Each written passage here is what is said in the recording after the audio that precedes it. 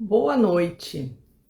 Cá estamos no primeiro encontro de 2026 para trabalharmos o penúltimo capítulo dessa obra intitulada A Beleza e a Alma: Como a Experiência do Belo Muda a Nossa Vida, do psicoterapeuta italiano Piero Ferrucci, que atua com a psicossíntese. Então nós entramos na sexta parte do livro e o título é Eu, a Natureza e a Sociedade. A beleza violada. É o capítulo 20. E ele começa esse capítulo falando meditação a respeito de um bloco de cimento. Em uma pequena cidade toscana, a praça principal foi cortada em duas. Ela foi dilacerada, como se ali tivesse caído uma bomba. E dentro daquele corte, construíram os escritórios subterrâneos da prefeitura. A mim parece uma ofensa, uma das tantas expressões do feio que avança. A antiga praça, na minha opinião, ia bem justo como ela era. Não tinha nada para ser tocado.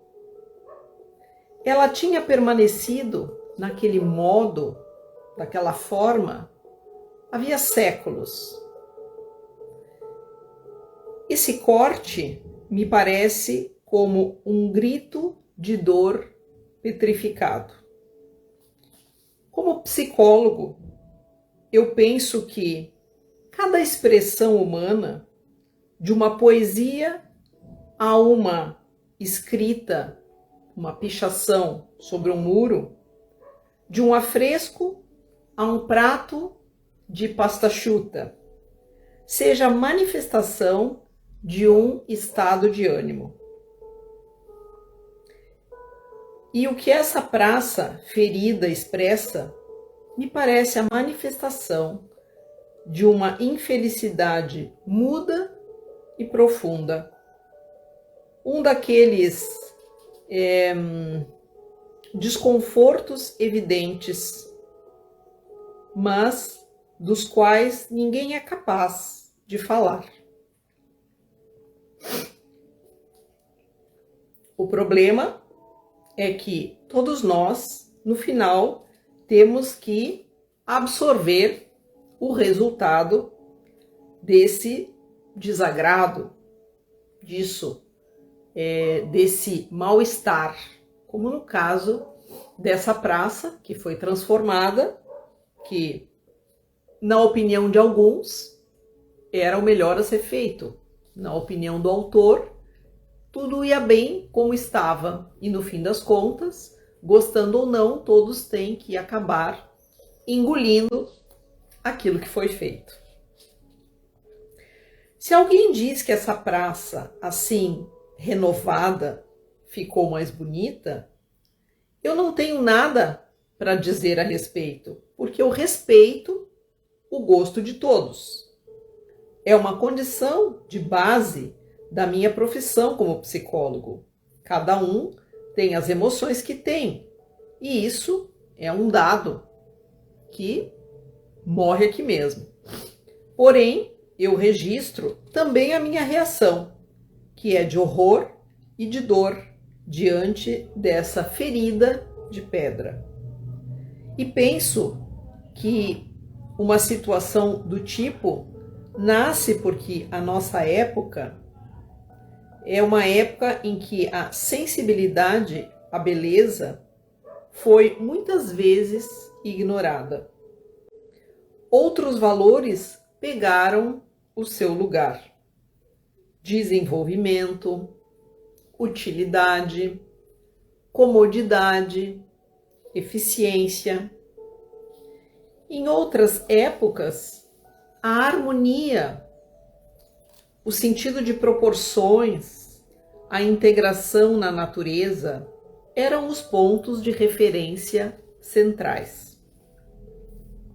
Mesmo assim, é possível cultivar em cada um de nós o respeito e a admiração do belo em todas as suas formas. Não somente as formas naturais, mas também as formas artísticas. E, em geral, também todas as formas em que a beleza foi expressada no curso dos séculos. Por exemplo, uma língua como o italiano, ou o alemão, ou o chinês, é uma obra de arte, de engenhosidade e beleza. É a obra de inumeráveis pessoas através de séculos, que nos permite a expressão de pensamentos e sentimentos com infinitas nuances, variações e metáforas.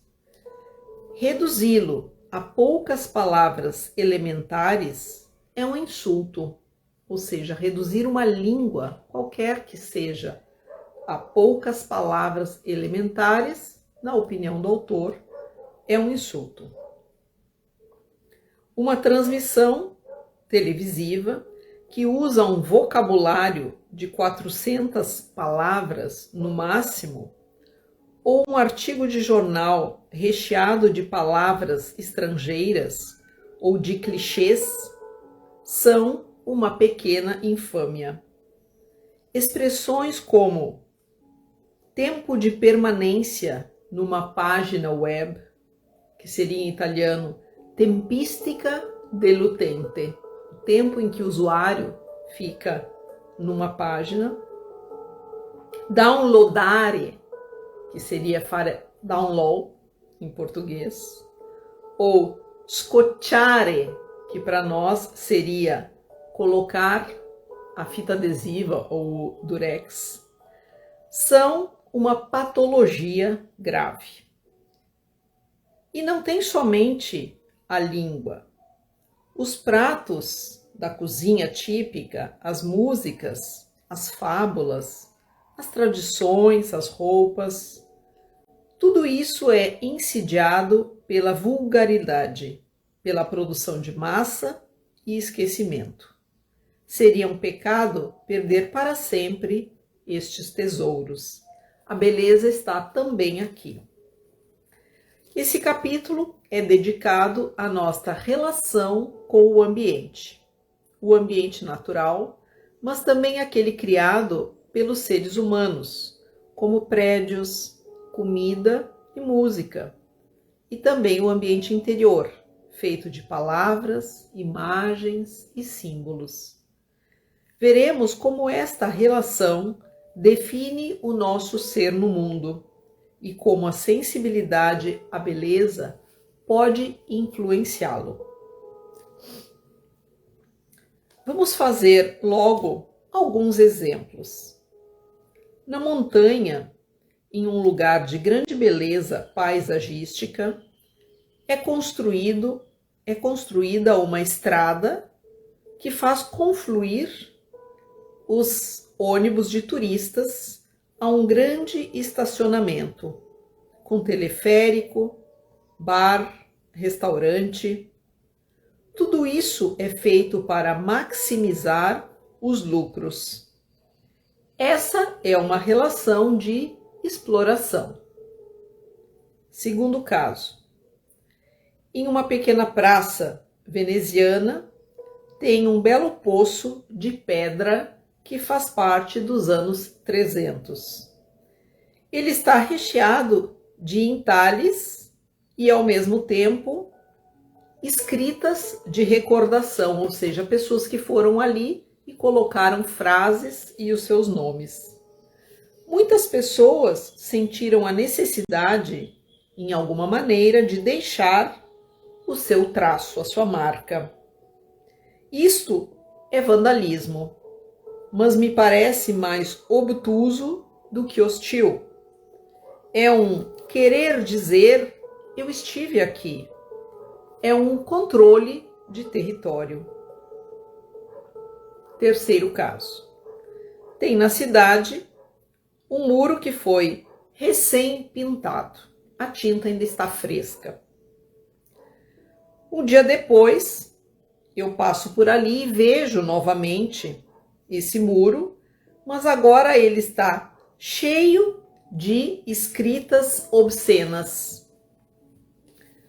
Eu não sei quem fez isso, mas certamente tem uma relação de hostilidade com relação ao mundo que o circunda. A pessoa ou as pessoas que fizeram isso são pessoas que sentem essa hostilidade com relação ao mundo circundante. Quem fez esses sinais escuros, essas escritas escuras no muro, se sentia estranho perante o ambiente. Queria deturpá-lo para descarregar a própria raiva. Enfim, quarto caso. Roberto, um colono que eu conheço, tem uma horta. É um grande prazer vê-lo trabalhando. Ele cultiva alface, abobrinhas, funcho, salsão, batatas, tomates, feijões, ervilhas. A sua horta, com filas ordenadas de verduras, com juncos que sustentam as plantas de tomate, com os buracos recém-feitos e prontos para serem semeados, me parece tudo isso uma obra de arte. Em algum lugar eu tenho uma fotografia desse colono, desse amigo, que sustenta entre as mãos um tomate gigante. Ele segura esse tomate com ternura e orgulho, como se tivesse entre as mãos uma criança. Naqueles momentos, a sua relação com o ambiente é de total simbiose harmônica. O próximo subtítulo é Uma joia para proteger. O modo no qual entramos em relação com o ambiente exterior e interior diz muito a respeito de quem somos e como vivemos. Essa relação é contínua e acontece constantemente em muitos níveis. É feita do ar que respiramos, dos odores que percebemos, dos sons que ouvimos, das cenas que vemos, dos pratos que comemos, da terra sobre a qual caminhamos, das palavras que pensamos e dizemos. E é um fato, e ele é feito também dos traços que nós deixamos no ambiente. Como é essa relação? A resposta define e ilustra a nossa existência. Somente se ele é harmonioso, poderemos de verdade nos sentir bem. Esta é a verdadeira saúde física e psíquica. A percepção da beleza pode influir muito sobre a nossa relação com o ambiente. Pode nos ajudar de maneira decisiva a estar bem onde estamos, a salvar a natureza, a preservar a paisagem, a proteger a memória da nossa cultura e das outras culturas.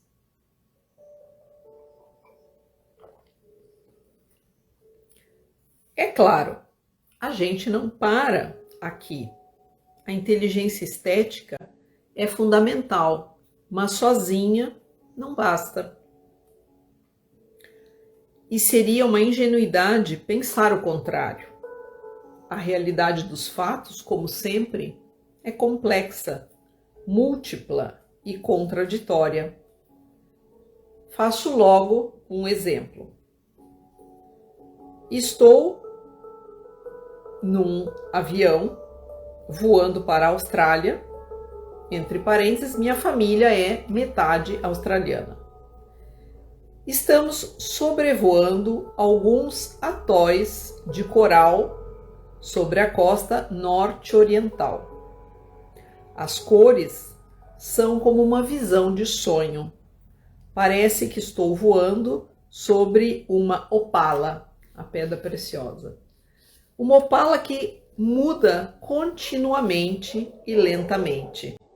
Suas veias agora são azul escuro, de repente branco. Agora começam a ficar numa cor próxima ao vermelho. De repente, turquesa. Com relação à proteção do planeta, não basta simplesmente que a beleza nos inspire para que a gente cuide da natureza, para que a gente cuide do planeta. O autor falava que cada um de nós precisa, além de se informar, renunciar a algumas coisas. Cada um também precisa estar consciente de quanto gás carbônico emite na atmosfera com os seus consumos, com aquilo que consome. E, de alguma maneira, começar a limitar o consumo daquilo que é supérfluo. Por exemplo, economizar eletricidade, reciclar aquilo que é possível, usar menos os carros, evitar desperdícios, comprar comida local e não coisas mumificadas, como chamou ele, que chegam do outro lado do planeta. No futuro, talvez existirá uma carteirinha eletrônica que irá medir a emissão de gás carbônico por parte de cada um de nós. E talvez existirá, inclusive, um teto que não poderá ser superado de emissão de gás carbônico. Uma atitude prática, um desejo de cooperação, uma informação atenta, são os requisitos mínimos para quem espera salvar o ambiente, ou, ao menos, danificá-lo o menos possível. A sensibilidade à beleza não pode, sozinha, salvar o ambiente natural. Ela não é um fator suficiente, mas é um elemento necessário, porque podemos, de verdade, proteger e preservar somente aquilo que amamos. Gregory Bateson, o grande antropólogo inglês, disse que é uma questão de limites e identidade.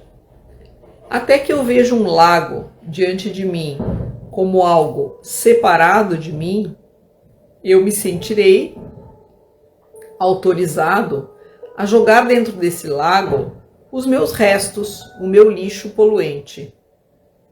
Mas no momento em que eu compreendo que aquele lago sou eu, porque eu sou parte da natureza, como o é também o lago, e cada separação é uma ilusão. Então, botar dentro do lago os meus restos me parecerá aquilo que é, ou seja, uma infâmia. Nós nos sentimos separados na natureza e, na verdade, nós somos a natureza. E é isso que ele quer dizer aqui, que se eu parto do pressuposto de que, enquanto consciência, eu estou superior à natureza, às plantas, aos animais, e posso então fazer aquilo que eu quero, eu esqueço que, na verdade, eu também sou essa natureza e eu também dependo dessa natureza para poder viver em harmonia. Recentemente, foi inclusive trazido à tona um índice de conexão com a natureza, o CNS, Connectedness with Nature's Call, que mede quanto nos sentimos separados da natureza ou unidos a ela. Quanto mais um indivíduo se sente próximo à natureza, tanto mais o seu sentimento de si se expande e tanto mais, se descobriu, seu comportamento será respeitoso com relação ao ambiente e também aumentará o seu sentimento de bem-estar subjetivo. A relação de exploração, de estupro, de desprezo da natureza que caracterizam a nossa civilização é uma ferida profunda e terrível que nós levamos conosco o tempo inteiro. Podemos escondê-la ou ignorá-la, mas essa ferida existe. Todos, em alguma maneira, participamos aos crimes cometidos contra a natureza e usufruímos dos lucros temporários que vêm daí. Todos, eu tenho certeza, de maneira mais ou menos consciente, sentimos um desconforto e culpa por aquilo que é feito à natureza, para que nós possamos lucrar. Muitas das patologias individuais e sociais que nos afligem são originárias de um estranhamento com relação à natureza. É um desgosto, um desalento surdo que nos corrói por dentro e nos acompanha de forma invisível pelos caminhos da vida. Até que essa ferida não seja curada, não poderemos chegar a um estado de verdadeira saúde. Tudo isso não faz nada mais do que sublinhar uma necessidade urgente: facilitar em todos nós uma mudança de época. Até que consideremos o homem como o rei da criação, sentiremos que podemos reivindicar um direito de donos absolutos do planeta.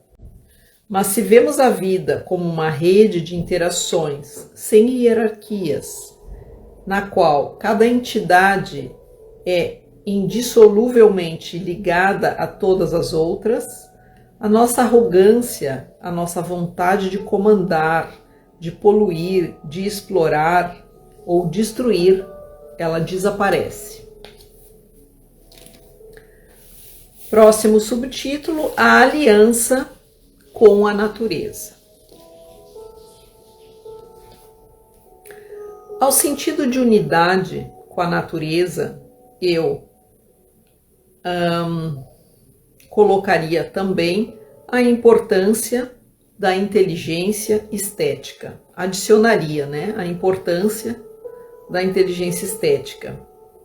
Se eu aprecio a beleza daquele lago com sua superfície ondulada, as nuvens que se espelham na água, as árvores e flores que lhe fazem de moldura, o canto dos pássaros que o circundam, o ar de primavera vivificante, como eu poderia danificar uma obra de arte de tamanha beleza?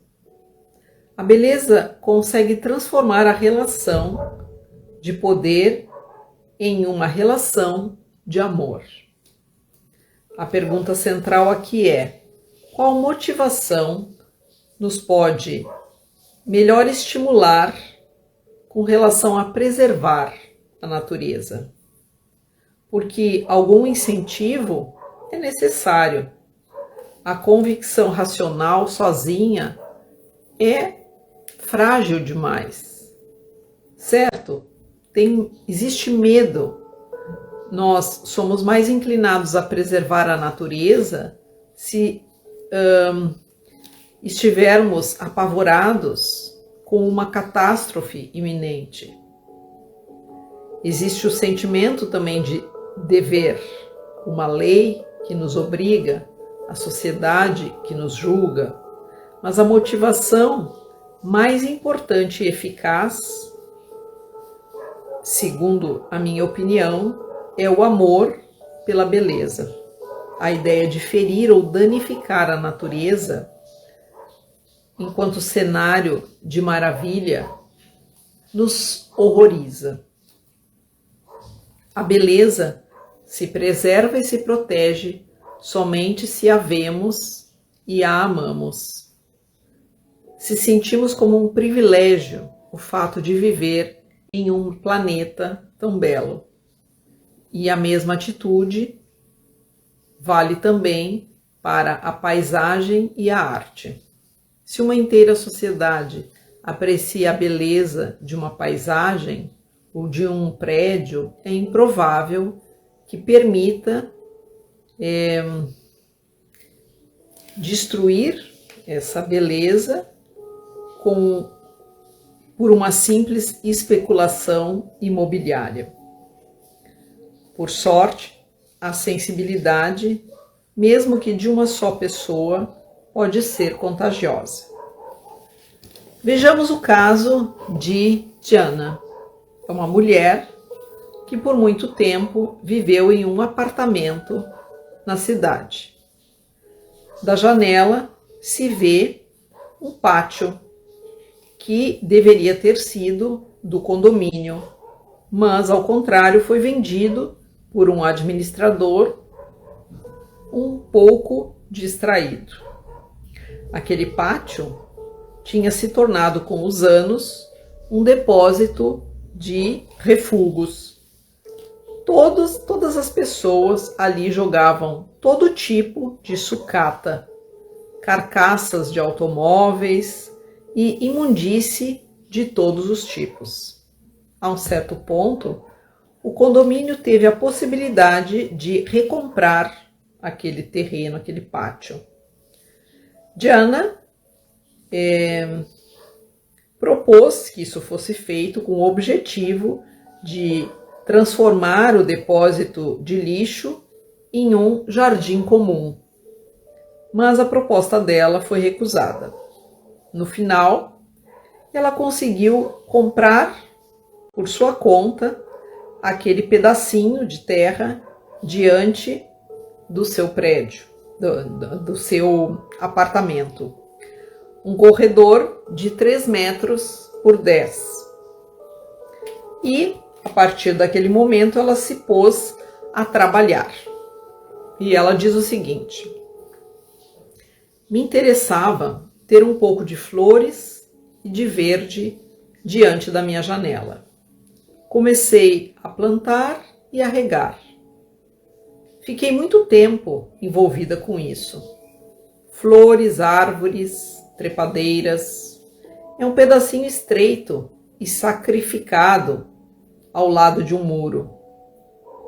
E perto dali tem um posto de gasolina e uma estrada cheia de carros. Mas agora, se eu chego na janela, vejo um tapete verde, um grande número de rosas, plantas, flores, pássaros que cantam e borboletas que voam. Estou feliz, me parece, de ter realizado um sonho. As pessoas do condomínio jogavam de tudo pela janela e agora não fazem mais isso. E eu me digo, onde se vê o feio, a sujeira, é como se fôssemos convidados a jogar ali ainda mais sujeira. Quando vemos algo que é belo, nós nos contemos. Na estação de máximo florescimento de rosas, quando uma cascata de rosinhas brancas enfeita o portão desde o alto até embaixo, entre o velho muro e o grupo de casas, lá no fundo eu vejo as folhas vermelhas e fechadas de uma árvore. Vejo que, às vezes, alguém que passa para olhar para esse esplendor. A administração tinha mandado cartas pedindo aos condôminos que não jogassem o lixo naquele pátio, mas sem nenhum resultado. Porém, a beleza do jardim que a mulher conseguiu fazer ali, conseguiu trazer o efeito desejado. As pessoas pararam de jogar lixo. Como disse ela, se vemos a feiura, a sujeira, é como se nós fôssemos convidados a participar da sujeira e nós acabamos, sem pensar muitas vezes, ajudando a aumentar o lixo. Porém, se ali tem beleza, as pessoas acabam se contendo, pensando, mas como é que eu vou fazer sujeira em cima de algo tão bonito? Portanto, a beleza dissuade a falta de cuidado estético e dissuade também a destruição. Não será o único fator a ser considerado, mas ele é fundamental. Se eu vejo uma tediosa praça cinzenta, é fácil que eu decida dividi-la à metade e ali colocar cimento para construir prédios, escritórios. É tudo lógico e rentável. Mas se naquela mesma praça eu vejo uma joia paisagística que amo e admiro, não me passará nem mesmo pela mente tocar essa praça. Se vejo uma praia qualquer, e ali eu deixo butuca de cigarro, revistas, jornais, caroços de pêssego, garrafas vazias, mas vejo aquela praça com beleza, aquela areia fina, modelada pelo vento, com límpidas águas turquesa, as formas das rochas, as pedrinhas multicoloridas, as maravilhosas conchas, eu não vou estragar esse espetáculo. Isso vai me parecer como se fosse um pecado mortal. Então, é sempre ele fazendo esse paralelo a respeito de como eu vejo a paisagem, como eu sinto dentro e como eu, a partir do meu sentimento, começo então a proteger aquele lugar. A forma como eu vejo essa paisagem faz com que eu me comporte de forma diferente diante dela. Estamos diante de um paradoxo. A beleza é forte, porque pode comover e transformar o mundo e nos salvar a vida. Mas ela é fraca, porque pode ser também esquecida e subvalorizada. Pode estar no centro da nossa atenção ou pode ser ignorada. E a vida segue em frente, numa espécie de tranquilidade e alienação cotidiana. Portanto, a percepção da beleza melhora em muito a relação com o ambiente que nos circunda, natural, urbano, cultural e interior. Estimula um cuidado atento que vem de um amor incondicional. Nos consente encontrar a nossa conexão profunda com a natureza, que é a nossa herança de milhões de anos. E também evoca o respeito e a inclusão da memória, que nos ajuda a fazer o nosso patrimônio histórico e artístico. Além disso, diante da beleza, nascem maravilha e gratidão, e isso é sempre muito bom. Um dia, de algum tempo atrás, era um janeiro ensolarado, e me dirijo à minha casa no campo, a qual sou muito ligado. Lá tem uma árvore de caque. As árvores de caque estão entre as minhas preferidas. No outono, suas folhas se pintam de todos os tons, desde o verde até a cor de tijolo. O espetáculo começa. Depois elas vão ficando ainda mais vermelhas e, quando caem, deixam plenamente visíveis os frutos, esferas alaranjadas penduradas em ramos escuros, como se fossem tantos balões de fábulas. Normalmente, ninguém dá atenção. Os caques são considerados uma fruta popular, incapaz de competir, digamos, com um abacaxi importado da África. Mas isso é um erro, porque a polpa do caque tem um sabor excepcional. Se são deixados na árvore e não acontece a geada, os caques ficam ainda melhores. Eles podem ficar um pouco mais secos, mas se tornam ainda mais vermelhos e doces. Eu chego no campo, numa bela tarde de janeiro, e encontro ainda algum caque preso na árvore. Como um deles, e é muito bom. Eu experimento um grande sentimento de gratidão por essa árvore, pela natureza, que nos nutre assim grátis, justo como uma mãe generosa e genial. Eu colho alguns dos caques que ainda estão na árvore, que são muitos e são delicados. Onde posso colocá-los? Olho ao meu redor na casa e vejo algumas caixas. São caixas da marca Gucci e Prada.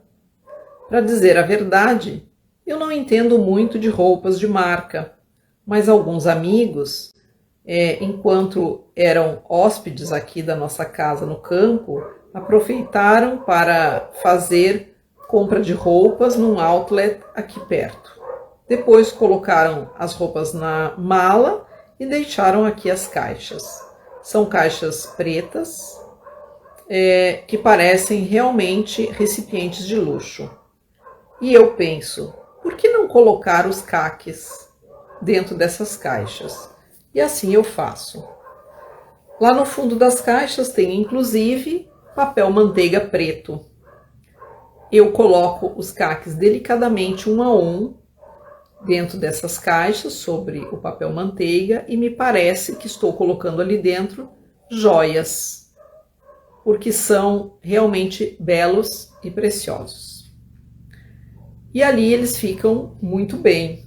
A ideia me agrada, e dias depois eu continuo a pensar nisso e me pergunto por que esse pensamento retorna.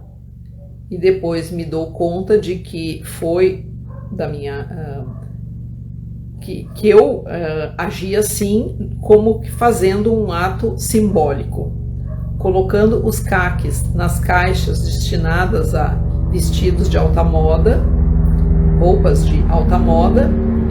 Eu os tratei como se fossem um objeto precioso. são considerados frutos proletários e esquecidos, pendurados nos ramos. Mas, para mim, eles são a alta moda da natureza. Naquele momento, a minha gratidão pela natureza generosa ficou ainda maior. Me são presenteados sabores muito doces, nutrição e beleza. O que mais eu poderia desejar? E assim termina esse capítulo que fala da beleza como algo que pode nos ajudar a proteger a natureza e o nosso planeta, que é de grande beleza, imensa beleza. Gente, temos 10 minutinhos, a gente vai fazer a nossa visualização guiada e na próxima semana vamos para o 21º capítulo e faremos também a conclusão, ou seja, na próxima semana nós vamos encerrar o estudo desse livro. Quem aproveitou, aproveitou. Quem não conseguiu acompanhar as aulas, pode ainda procurar no meu YouTube, que lá vai encontrar a playlist de todas as aulas feitas desde o primeiro capítulo até o final do livro. Então eu convido quem está aí comigo, que quiser agora entrar um pouquinho para dentro de si e criar imagens internas de beleza e relaxamento, que vocês se recostem na poltrona, na cadeira, fechem os olhos e pelo menos por 3 respirações vocês procurem fazer isso de forma lenta e profunda, inspirando pelo nariz, contando talvez até 4, segura o ar, também por 4 segundos, e depois solta o ar no dobro do tempo, pelo menos contando até 6 ou até 8. E mais 2 vezes você respira dessa forma mais lenta e profunda e vai se reconectando com o seu mundo interno, intencionando relaxar o seu corpo, relaxar das tensões do dia, relaxar alguma dor que talvez você sinta nesse momento.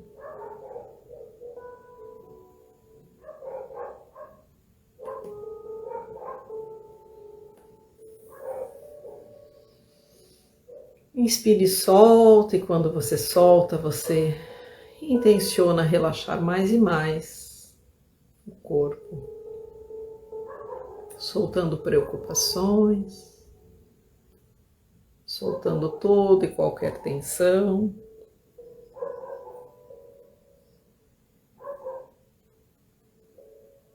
E agora você se transporta para um lugar em meio à natureza, onde existe um rio, um córrego. Pode ser um local que você conheça ou um lugar que você cria com a sua imaginação. Você visualiza a si mesmo, a si mesma, observando esse riacho, observando a natureza, as plantas, todo verde, talvez animais que aí se encontram, pássaros, borboletas.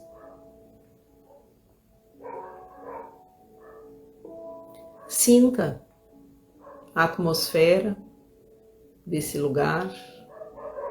Perceba como você se sente. E volte a observar o rio. Observar as águas que correm.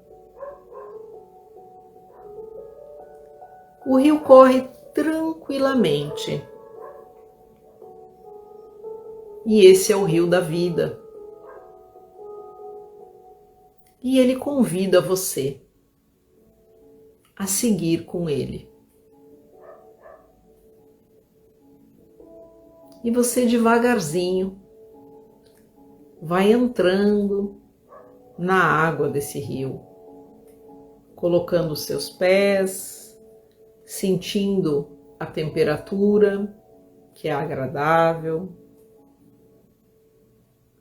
E você confia nas águas desse rio. Você vai se entregando aos poucos. Você vai tirando as suas roupas, uma a uma. Você vai se despindo de tudo aquilo que não precisa mais carregar. Você tira roupas, deixa ali seu celular, tira sapatos, talvez relógio, vai tirando tudo. Você simplesmente decide seguir com esse rio, deixando para trás tudo aquilo que não serve, que não mais é necessário carregar. E você sente que a água desse rio acolhe você de forma amorosa e total. Você se sente surpreendentemente em segurança e vai entrando cada vez mais fundo, até que você decide boiar e se deixar levar pelas águas, sem sentir qualquer receio, porque você sabe que existem energias protetoras nesse momento que estão ajudando você a se sentir totalmente à vontade e em segurança nesse rio. Sinta essas energias mantendo o seu corpo em segurança na superfície, enquanto a água vai gentilmente conduzindo você. A correnteza vai levando você, seguindo o fluxo desse rio. E enquanto você vai seguindo esse fluxo, vá deixando para trás tudo aquilo que não serve mais agora no que diz respeito a emoções.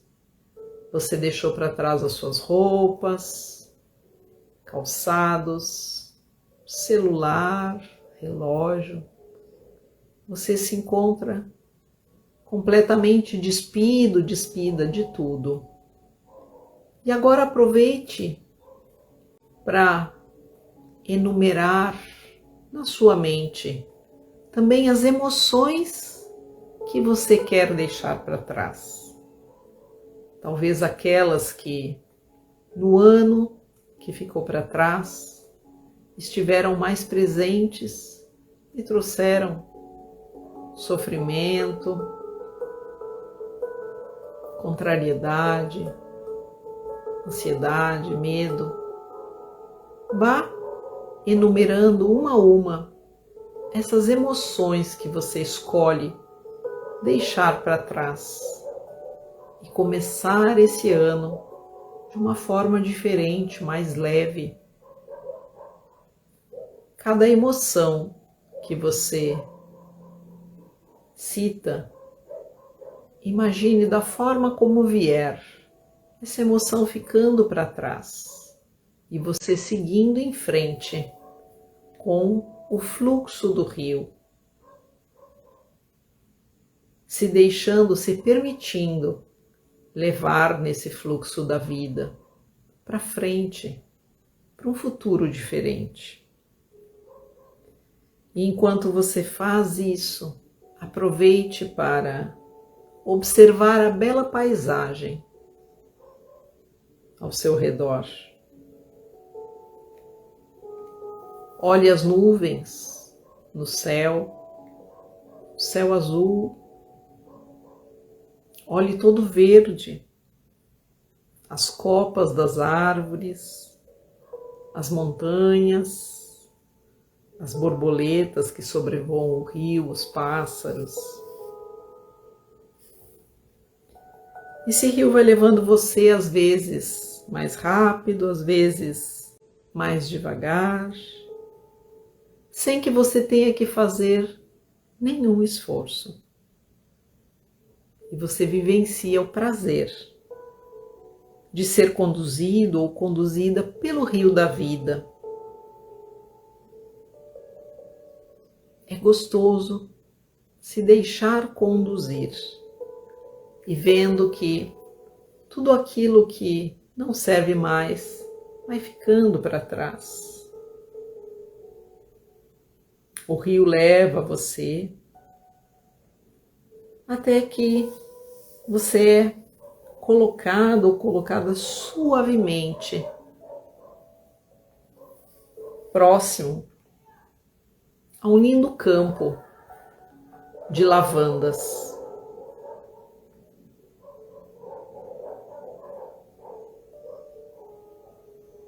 E impressionado ou impressionada com a beleza dessas flores, você agora lentamente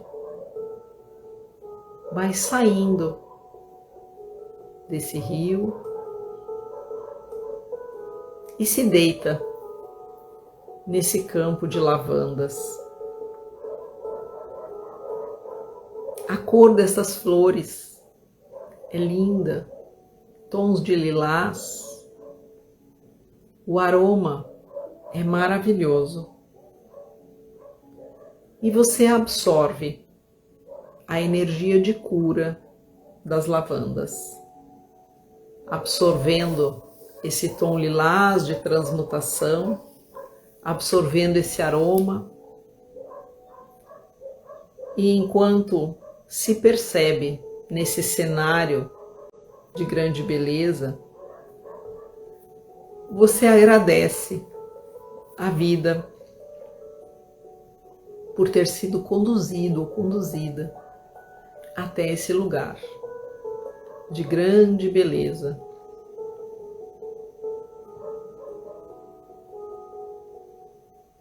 Por mais alguns instantes, absorva essa atmosfera de cura, de transmutação, de beleza, de serenidade, harmonia. E vá preenchendo o seu corpo com essa intenção de transformação. Que esse ano possa ser diferente, que tudo aquilo que você deseja, que seja melhor em 2026, você consiga transformar a partir da sua transformação interna. Se comprometa com essa transformação. Absorva esse aroma, essa imagem Preencha suas células com essa energia. Tome um novo impulso. E devagarzinho, você vem voltando, se percebendo no lugar onde se encontra, na sua casa, sentado, sentada, mexendo suavemente as extremidades do corpo, trazendo consciência para o aqui, para o agora. Voltando para cá, aos pouquinhos abrindo os olhos, trazendo essa energia junto, essa energia de cura, de transmutação, de beleza. Espero que vocês tenham gostado.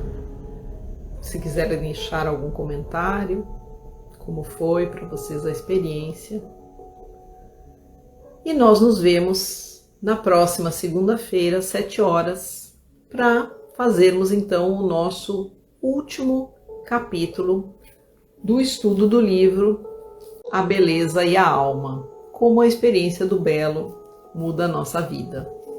Desejo a todos uma excelente noite e um excelente ano. Nos vemos na próxima semana. Beijo e até lá!